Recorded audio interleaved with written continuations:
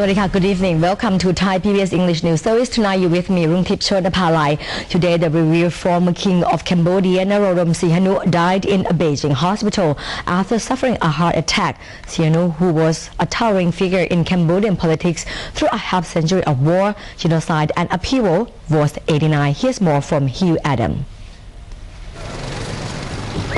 Security was tight outside the former king's Beijing residence, and black limousines could be seen arriving and leaving the compound.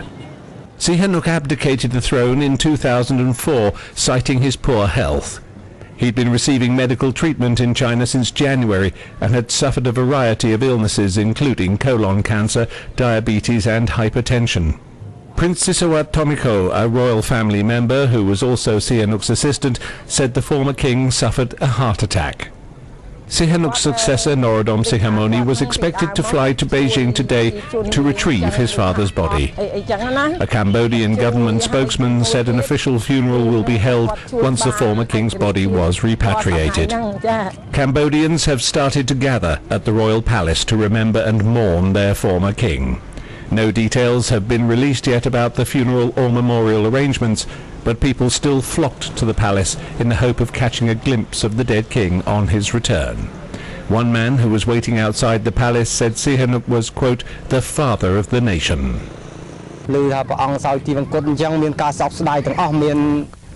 I am so regretful that he died. When I first heard the news, I and other people cried because we lost the man who did so much to help the nation. Sihanouk, once an absolute ruler who freed Cambodia from colonialism, was also remembered as a puppet kept by the Khmer Rouge during their 1970s reign of terror that killed almost a quarter of the Cambodian population. The quixotic ruler held considerable power in the 1950s and 60s when the young flamboyant leader came to symbolize Cambodia's liberation from French rule in what is now seen as a golden age for an impoverished country long scarred by war. Despite his self-exile in China, declining health and diminished influence in later years, Sihanouk still looms large over Cambodia. His portrait commonplace in homes and buildings across the Southeast Asian nation of 14 million people. Hugh Adams, Thai PBS. Thank you, Kuni Hugh. Deputy Prime Minister Chalerm Yubamrong is sure that there is a wave of people waiting to topple his government. However, the opposition party says they do intend to bring down the government merely to reveal the truth to the public. Opposition Whip Jurin Laksana Visit reviewed the three main issues the opposition MPs aim to tackle the government on in parliament concern, how the government is handling the floods in the central regions, the arrest warrant issues for fugitive and former Prime Minister Thaksin Shinawatra, and the government's online lottery initiative. Deputy Prime Minister Chalerm says a group of people are trying to discredit his government by mixing the issues of rice pledging, the case of unknown men inciting violence against the Apisit Wechachibok government, and the alleged siphoning of 16 billion baht to Hong Kong by certain members of the government. Jurin says his party does not aim to topple the government, merely to reveal the truth. The Democrats and the Phumjai Thai party, former coalition partners of the previous government, will launch a no-confidence motion against the PM and this government. The Deputy Prime Minister denies these accusations and insists the government will remain tough on corruption investigations and hate withdrawal if anyone is found guilty.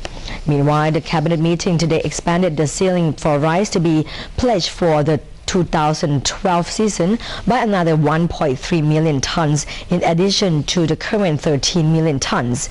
The 90 billion baht budget for this scheme will still come from the Bank of Agriculture and Agricultural Cooperatives. Coming up next is Economic Focus with Kun Bandit Gert Bandit. Thank you, Dr. Rungtip. The National Broadcasting and Telecommunications Commission, or NBTC, is to proceed with the auction of the 2100 MHz bandwidth for third generation or 3G technology after the Administrative Court dismissed the case filed by Anupap Tiralab, an independent telecommunications expert, who had asked the court to order the auction be suspended. The NBTC continued preparations for the 3G auction after a petition filed by Anupap Tiralab, a former president of the Thailand Telecommunication Management Academy, who demanded the court postpone the auction of 3G spectrum auction, was rejected. Anupap said the court's ruling dismissing his complaint was made on the grounds that consumers' rights are not yet being damaged. The administrative court, however, did allow Anupap to repetition the court after the bidding has been held, or to launch a suit with the Office of Ombudsman right away. Even though Anupap says he does not have any plans to appeal, he believes that problems relating to consumers' rights will surely emerge after the conclusion of the bidding.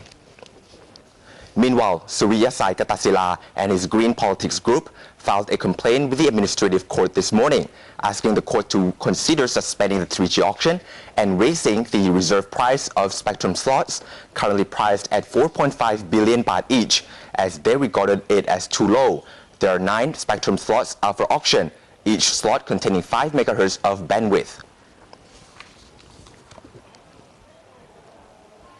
Finance ministers from Europe and Asia have met in Bangkok to discuss plans for closer partnerships, believing cooperation is the way out of Europe's continuing economic troubles.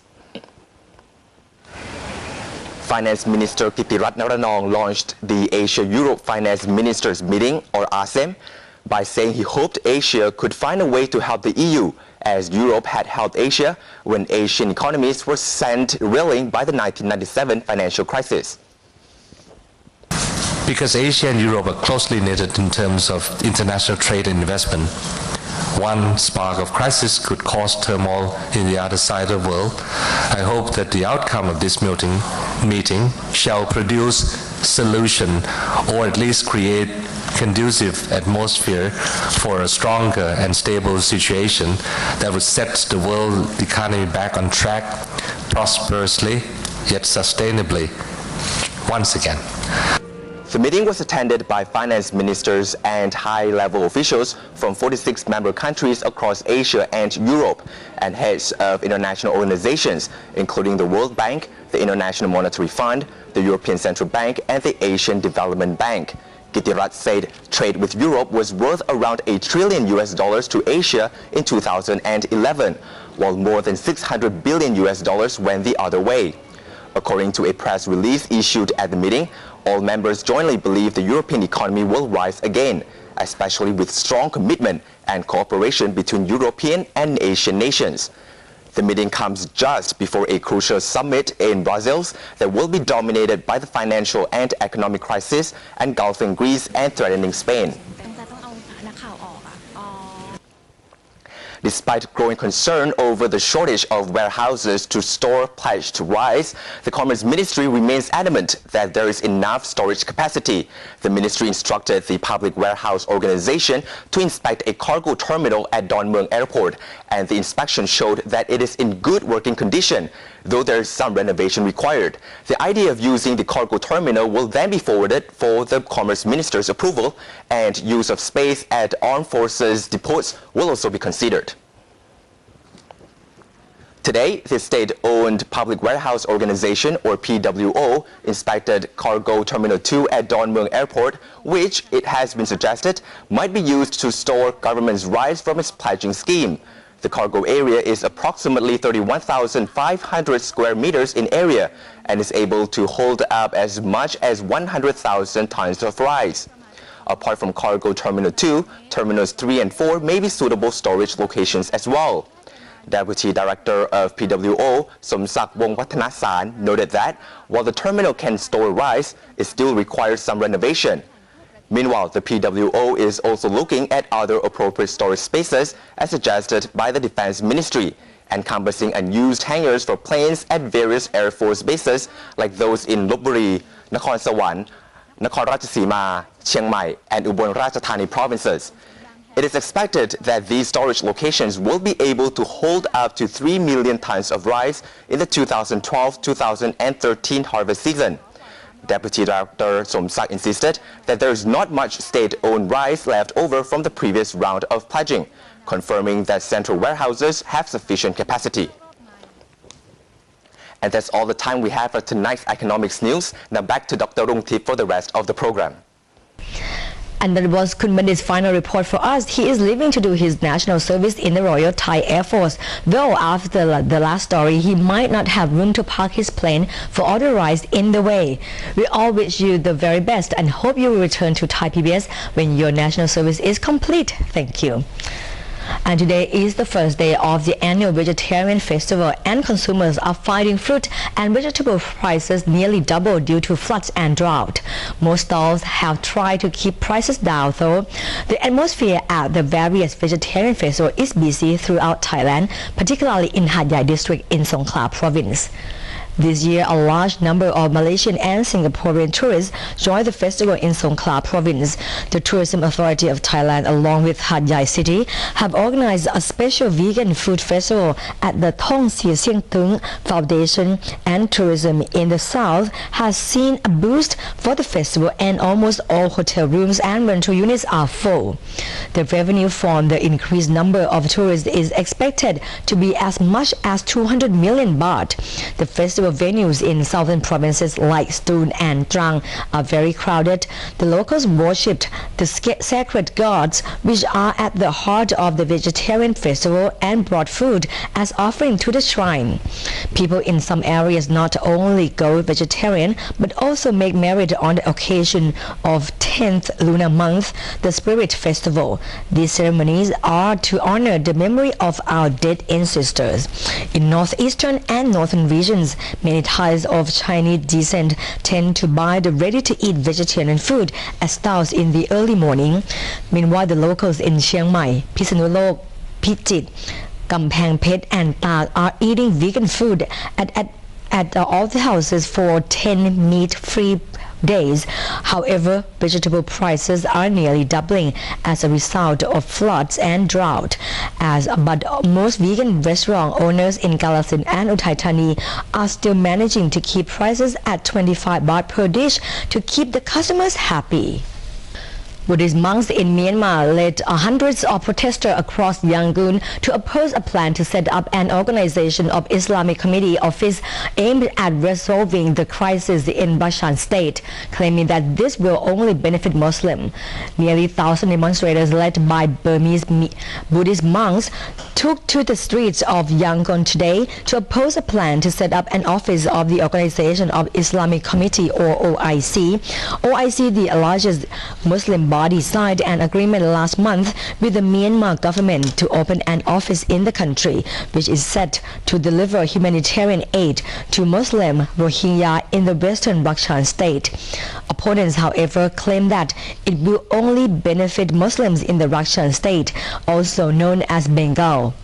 Up to 800,000 Rohingyas live along Myanmar's border with Bangladesh in abject poverty. Neither country recognized them as citizens.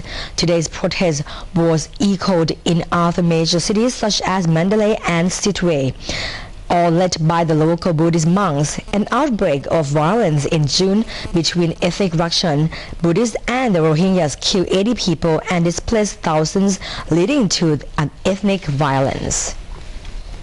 Athiparat Kanjanasuwan, chairman of the National Sports Shooting Association of Thailand, has agreed to send a letter to Department of Local Administration withdrawing the association registration permit, according to the Sport Authority of Thailand, in an attempt to solve problems in the association.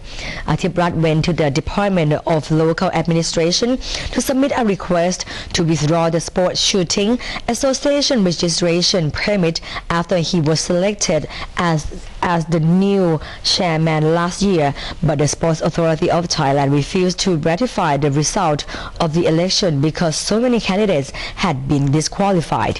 However, Athiparat also asked the Sports Authority of Thailand to withdraw their complaint. The withdrawal request has to be considered by the Director General of the Department of Local Administration as to whether it breaches the Civil and Commercial Code. Athiparat then signed power of the attorney and wrote a letter of resignation, which was included with a copy of withdrawal request and sent to the administrator of the Sports Authority of Thailand to show his sincerity. Earlier, Athiparat Kanjanasuwan asked for a chance to perform as chairman as the new chairman election might be completed anytime soon. However, the Sports Authority of Thailand hasn't announced that